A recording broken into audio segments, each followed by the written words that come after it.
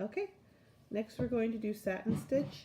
So this is the first of our filling stitches, and with all of the filling stitches, I find it easiest to simply draw a shape that we're going to fill. That gives us a guideline. A satin stitch is a very even, and we go straight across. It also goes straight across on the back, so it takes up a significant amount of thread.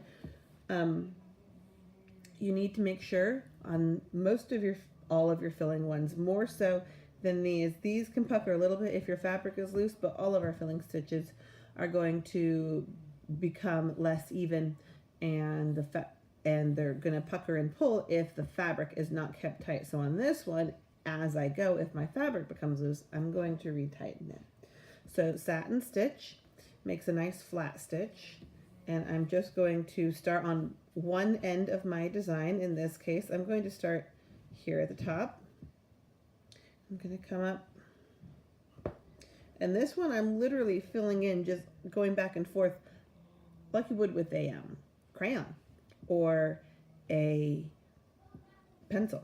So I'm just going to take a tiny little stitch because I want to make it nice and even, and I want to make it the shape round. If I start with a long stitch, I'm going to come back up right next to that first stitch, right on the line, right? And I'm going to go back down right next to it.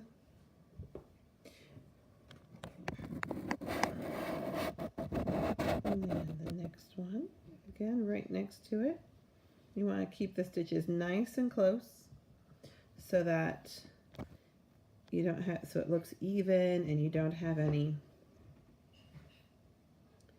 weird gaps on one side or the other, okay? So I'm just going to go back and forth, and I'm going to be filling it in down the shape.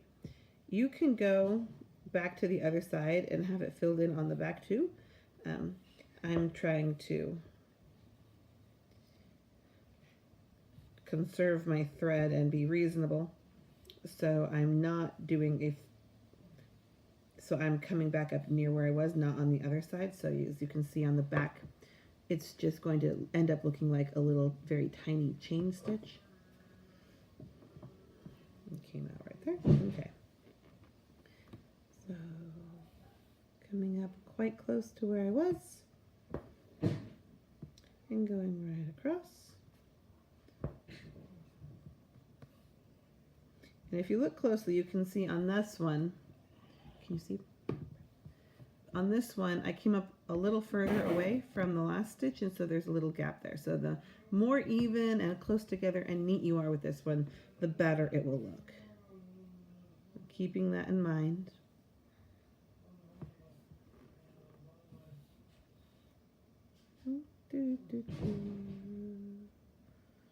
There we go.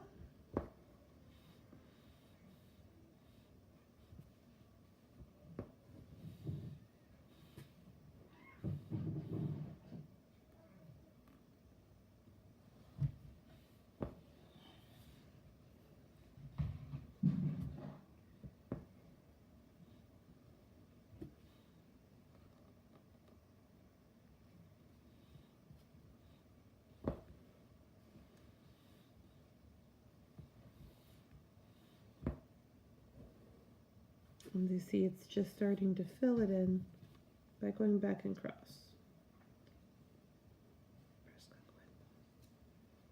So as you can see, I filled in most of this. I just have a couple of tiny little stitches to take here on the end.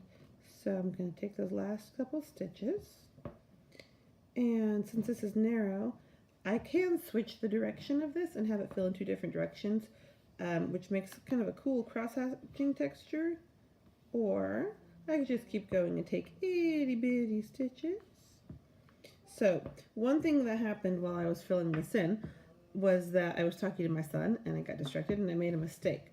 So on the back, you can see that I forgot to just go next to it for the next stitch, and I accidentally went across a couple of times. On the front, you can't tell. It doesn't, like, that kind of error doesn't make any difference at all on the front, so I didn't bother backtracking and taking out all those stitches. Really the only thing is that it just uses up more thread. But so this is our satin stitch, And just like all the others, I'm just going to wind this around a couple times to make the thread nice and neat on the back, and then snip it off, and our satin stitch is done.